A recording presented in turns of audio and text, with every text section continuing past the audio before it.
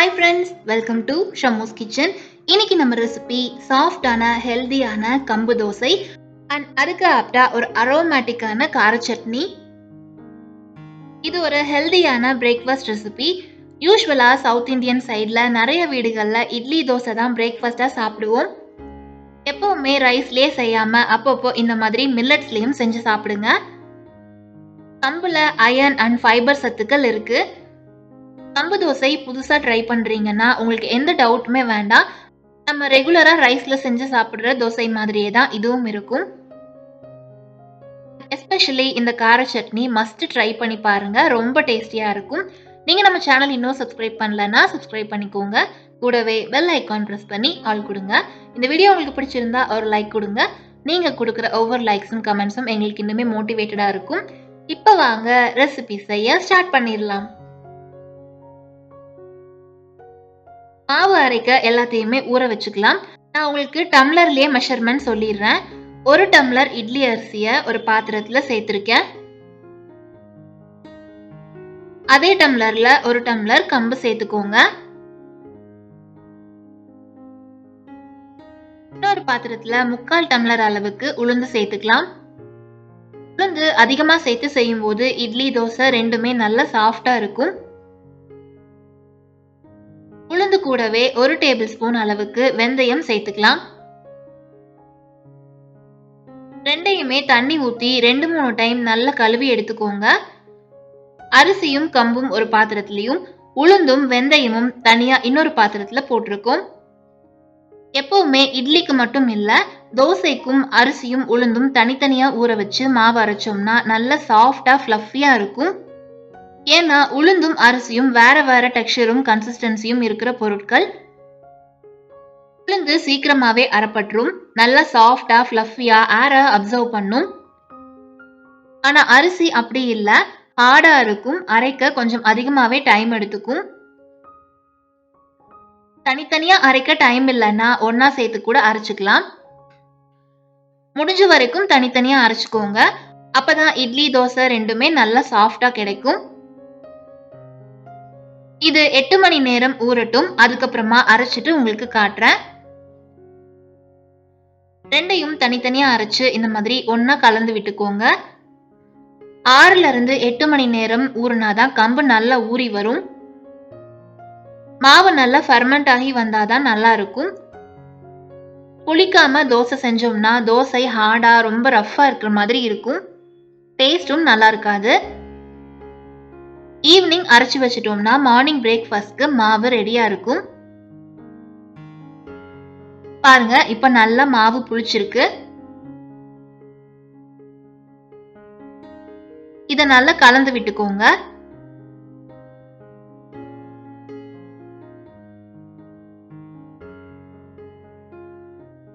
இப்ப தோசை செய்ய தேவையான மாவை மட்டும் தனியா ஒரு பாத்திரத்துல எடுத்துட்டு மீதி மாவை ஃப்ரிட்ஜ்ல வச்சிடலாம்.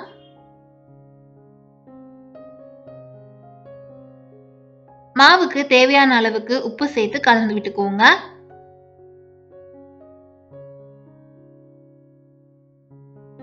மாவு ரொம்ப திக்கா இருந்தா கொஞ்சமா தண்ணி சேர்த்து கலந்துக்கோங்க.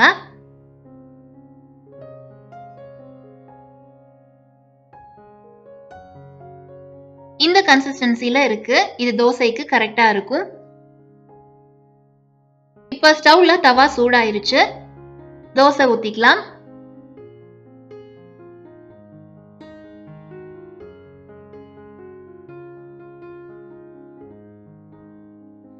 நான்ஸ்டிக் தான், இருந்தாலும் ஆயில் விட்டாதான் டேஸ்ட். சோ கொஞ்சமா ஆயில் விட்டுக்கிறேன்.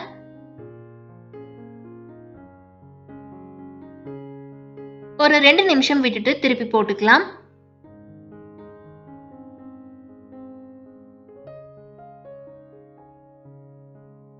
அவ்வளோதான், 2 சைடும் நல்லா வெந்துருச்சு. எடுத்துடலாம். நல்ல பஞ்சு மாதிரி சாஃப்டா வந்திருக்கு பாருங்க. சாப்பிடவும் நல்ல டேஸ்டியா இருக்கும்.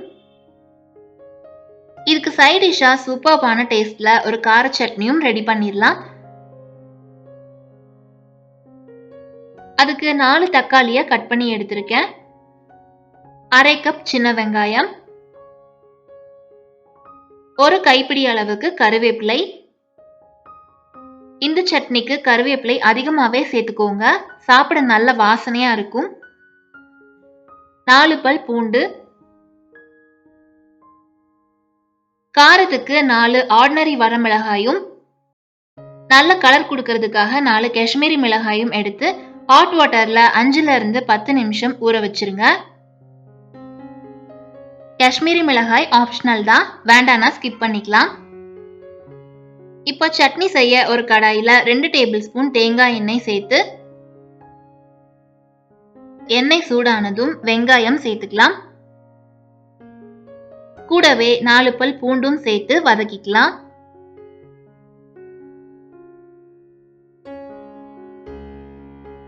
ஊற வச்ச வரமிளகாயும் சேர்த்து வதக்கிக்கோங்க.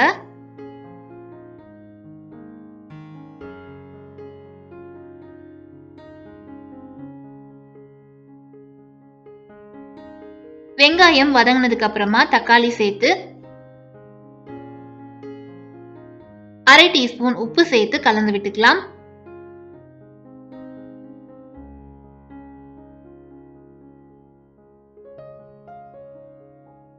தக்காளி வெந்ததும் கருவேப்பிலைய சேர்த்துக்கோங்க. கருவேப்பிலைய லாஸ்டா சேர்த்துக்கோங்க, ரொம்ப வதக்கிட வேண்டாம். இந்த மாதிரி செய்யும்போது சட்னிக்கு நல்ல ஃப்ளேவர் கொடுக்கும். இப்ப ஸ்டவ் ஆஃப் பண்ணிட்டு இது ஒரு பிளேட்க்கு மாத்தி ஆற வச்சுட்டு ஆறினதும் மிக்ஸி ஜார்ல சேர்த்து அரைச்சுக்கலாம். இதுக்கு எக்ஸ்ட்ரா தண்ணி எதுவும் சேர்த்துற வேண்டாம், அப்படியே அரைச்சு எடுத்துக்கலாம். இதோட கன்சிஸ்டன்சி பாருங்க, இந்த மாதிரி இருக்கு. இதுக்கு நான் தாளிப்பு எதுவும் கொடுக்கல, நீங்க வேணும்னா தாளிச்சுக்கலாம். அவ்வளோதான், செம்ம வாசனையான கார சட்னியும் ரெடி ஆயிருச்சு.